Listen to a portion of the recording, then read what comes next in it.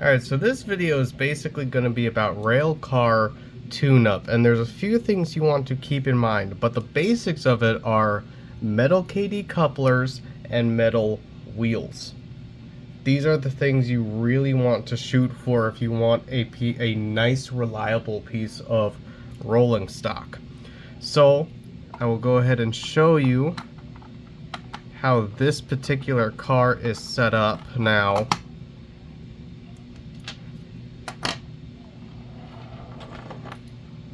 Okay. Alright, so, a couple things here. Go ahead and take this out as well.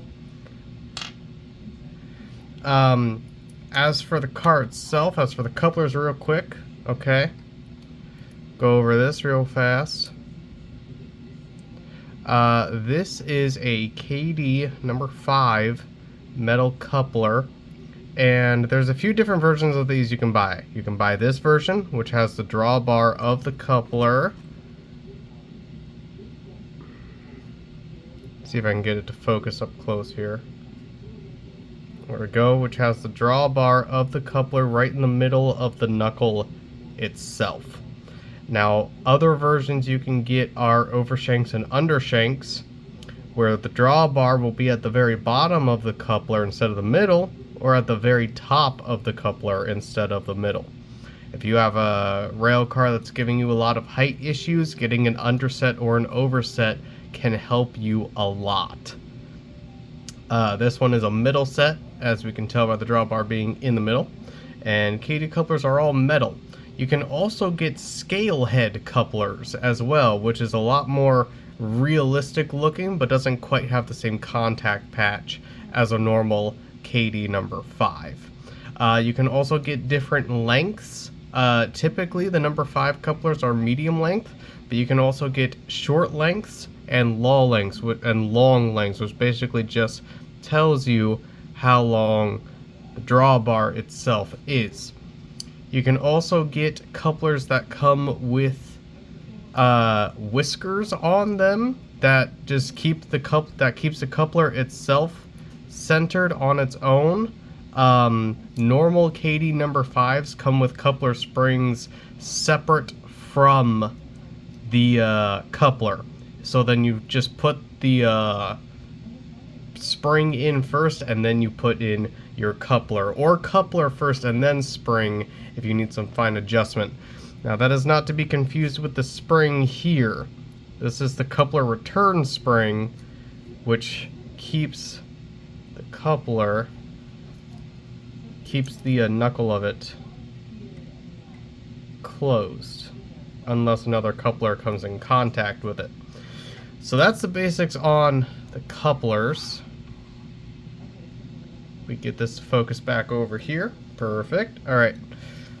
Let's go down here real quick. Here you have your truck, of course, and we have metal wheels. Now, the two common sizes for metal wheels are 33-inch and 36-inch scale metal wheels. I typically buy the Walther's 100 packs of 33-inch scale metal wheels, but sometimes I do buy the 3-car packs. I believe those are the 12 packs of 36-inch Walther's metal wheels if I need to. Another good brand for metal wheels is Intermountain. If you are looking for metal wheels that fit into Tyco and lifelike trucks just fine, Atlas and Bachmann are good for those, as well as Eve Model Works, but those wheels tend to be a little far out of gauge, so I'd recommend against the Eve Model Works wheels. But basically, if the truck has plastic wheels, you want to take out the plastic wheels and replace them with metal wheels of the same diameter. Typically they're 33s, but sometimes they're 36s.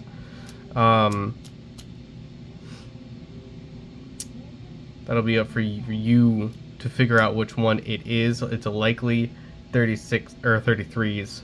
Sometimes they do come in 36s, like I just said. Once you have multiple cars, especially if you buy a pack of 33s and 36s, it shouldn't be that hard to solve. Now sometimes your car will just be a little low overall, or you need the couplers to just be slightly higher. That is where these come in. These are KD fabric washers. All you do with these is you put them on the truck bulkhead. There we go. And you literally just put the KD fabric washer between the truck and the car. This will raise up the car just a hair, which can raise up your couplers just a hair. Another reason you may need it is in case for some reason the wheels on the trucks are not clearing the car itself, then also you can add the KD fabric washers. Now, another thing here. How tight should my trucks be? This truck is too tight, okay? It's hard to move back and forth. That'll easily pop off the rail. Now, what if I back it off a little bit just so that it can move freely, right? Okay. Will that be enough for it to move back freely but not move side to side? This is also, depending on your track work, this could work, but I would recommend against it. You want it to be, you want it to be able to move freely, then turn it just a little more. It's just a hair too much. Just a little more to where that truck can move side to side a bit, okay? Now, of course, you don't want it to be too much. Otherwise, your car will start leaning on the sharper corners. Like this is entirely too much. Okay, you want that truck to be able to move back and forth a bit, back and forth enough. Just like this. Just enough to where the trucks can move, have a little bit of tolerance. And that is about it. If you do this to every car, add KD couplers, make sure they check out on the coupler height gauge, which I will show you now, and add metal wheels, which just simply perform better than plastic wheels. There's a lot less friction, as well as keeps your track cleaner for longer. As you can see here, that is the perfect height. They match up perfectly. Go ahead, flip your car around. Test both sides. Perfect. That is how you tune up your rolling stock. That is how you get it all to work together just fine. And it is also how you can lessen the likelihood of a derailment and be able to pull more cars. Because when they pull with less friction and there's, they all run good, you can pull more cars. So yeah, I guess I'll throw this in there as well. In some cases, depending on the car, a little bit of lube into the holes for the axles and then put your wheel in. Sometimes that can help a lot, sometimes it's not necessary. Depends on the car, depends on the truck, depends on the axles. So yeah, that's about it. Hope you guys enjoyed this one, and we'll see you tomorrow. Have a good one.